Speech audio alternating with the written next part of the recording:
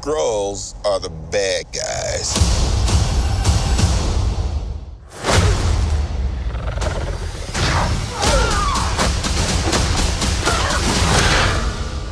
And you're a Kree, a race of noble warriors. Heroes. Noble warrior heroes. I guess a brief synopsis is basically Carol Danvers, or Vers, as she's known, a member of the Kree Alliance, and her squad are essentially sent on a mission to try and eliminate the Skrull threat. Unfortunately, she's kidnapped and stranded on a mysterious planet that she knows as C-25? It was 52. I think it was 52 or 25. It was one of those two, but we know more commonly as Blockbuster Earth. Yes.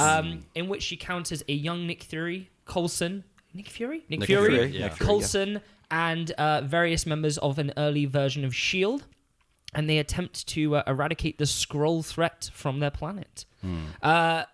First thoughts, what do you guys think? It was a fun movie. I was trying not to get too hyped about it. Mm-hmm. And then I went in and I was pleasantly surprised. Yeah. I like Brie Larson. I think she's got good comedic timing, but she doesn't ham it up. Okay. I wish there were a couple more interesting combat scenes. Yeah. That was one of my gripes with it. I think it's very similar, man. I really enjoyed the film. I thought it was funny. It had some decent pacing. I do feel the ending of the film, and I won't go into too much about that now, but the ending of the film just kind of, it suddenly stops. Like there was that sudden, it was this sudden stop, and then the film was done, and it was like a little bit anticlimactic. But the rest of the film was really good.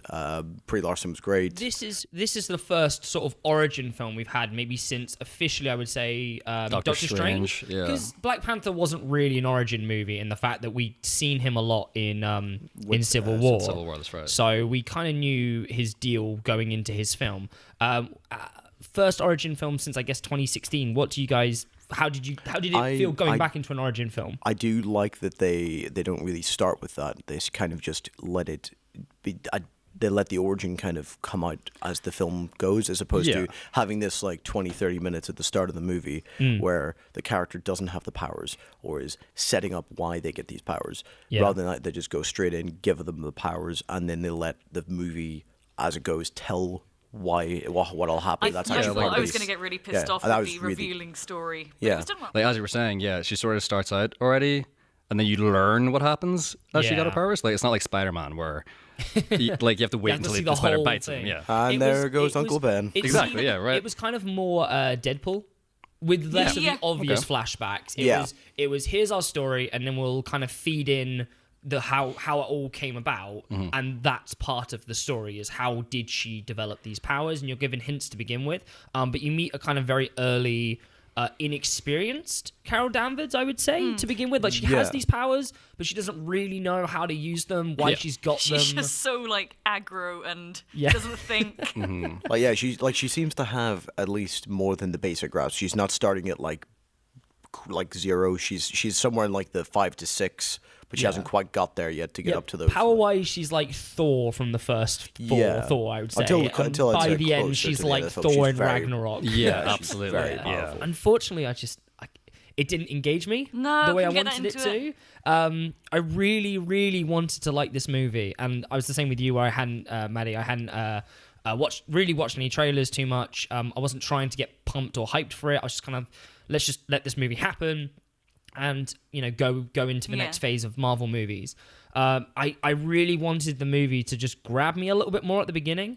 It has a lot of exposition to drop, which is kind of insane, because I would have thought that maybe Guardians could have done a bit more of the heavy lifting, because we know in Guardians you hear about the Kree. Ronan's a member of the Kree from Guardians of the Galaxy, for people that aren't familiar, and you kind of are introduced to this Kree threat through Guardians. So I thought, okay, well, it's got the advantage of knowing a little bit about the story, but it just felt like there was so much exposition in the opening and throughout the movie. I was almost like, I just wanted a little bit more of a rewrite to strip some of that away. It also feels that you still don't really know much about the Kree and Skrull. Not at all. We see a little bit of their homeworld, and it's not like, oh, I want to see more. It's just kind of a bit like, oh, it's kind of a generic city, I guess. Like, I'm glad it didn't do too much either. I know that sounds strange to say, but that it didn't go too much into the Korean scroll.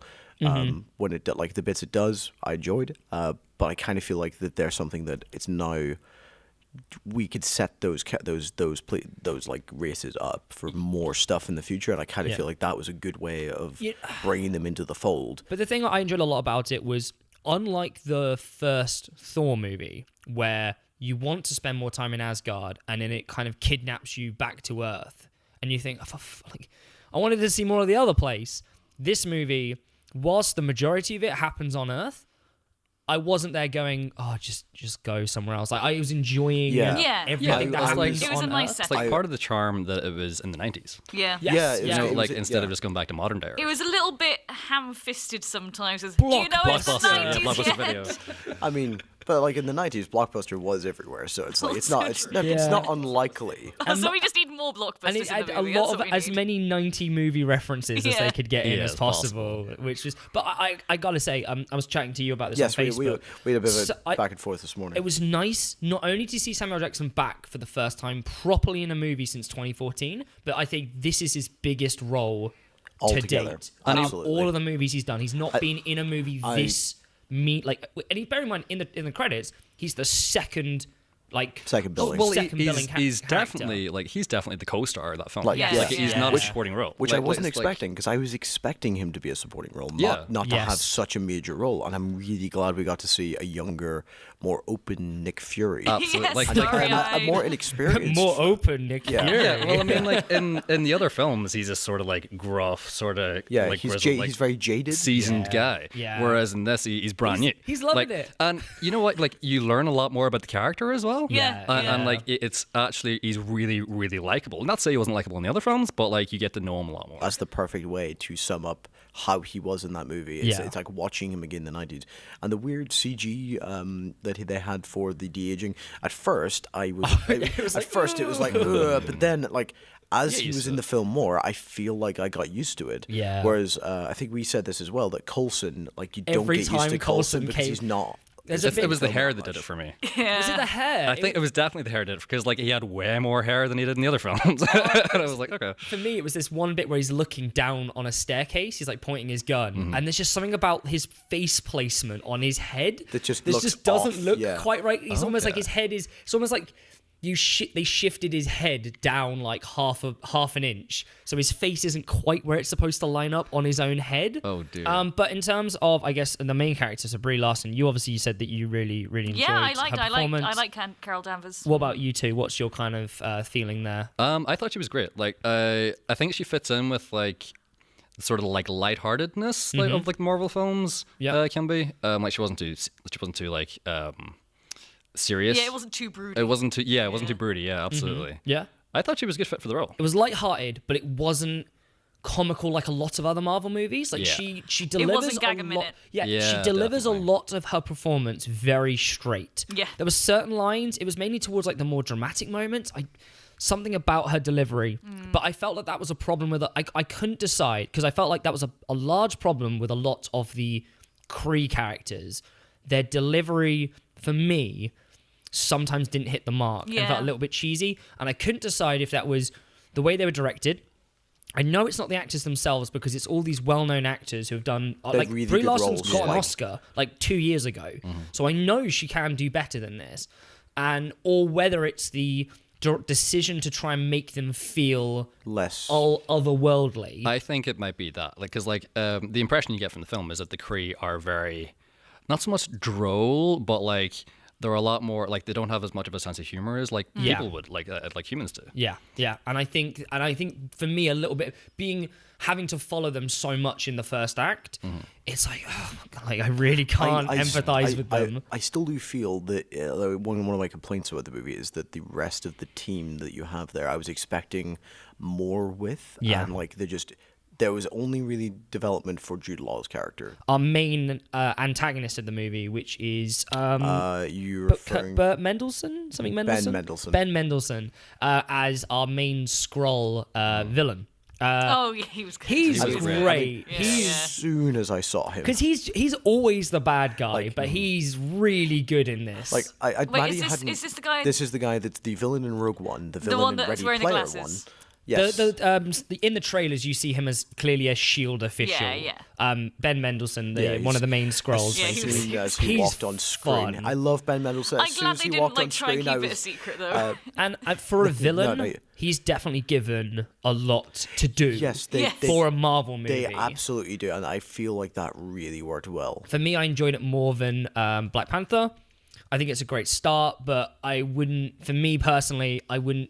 tell anyone who's not a Marvel fan this is going to change your mind. I think this is we're now getting to a point now where you're either involved in these films, and this is another level to that, where there is so much new stuff to be introduced in this movie that it could be quite overwhelming to some people. I wasn't grabbed the way I wanted to be. I would definitely give this a watch, but it probably, if it was on like a Netflix streaming service or something like that, like that for me is how I'd want to see it again. I really like Brie Larson. I really like the character they've done with her so far.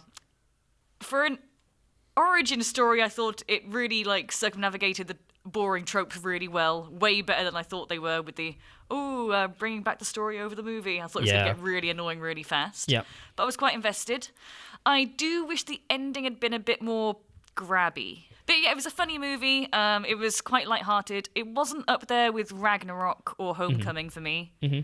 But yeah, miles ahead of Black Panther. I would still recommend going to see it because like it is a really good origin story, because it is like at the start of it you're not stuck in all of this like build up as to her getting her powers. Like she has her powers in the start of the film. And then you learn more about her history, learn what happened with her and the Kree and the Earth. Part of me is happy that there was like not so much a world. It wasn't always so world-endy like what you get with a lot of other films. However, it was a nice small scale kind of it was a bit smaller scale. But I feel like the stakes needed to ramp up just a little bit more before the film ended, and the film just kind of comes to it, like it just hits a wall and stops, and then just goes. And I thought that was fine. Yeah. But I feel like that's my major gripe with it. But I definitely said that I would say this is well worth seeing. What aren't you telling me? You've come a long way, but you're not as strong as you think. This war is just the beginning. I'm not gonna fight your war. I'm gonna end it.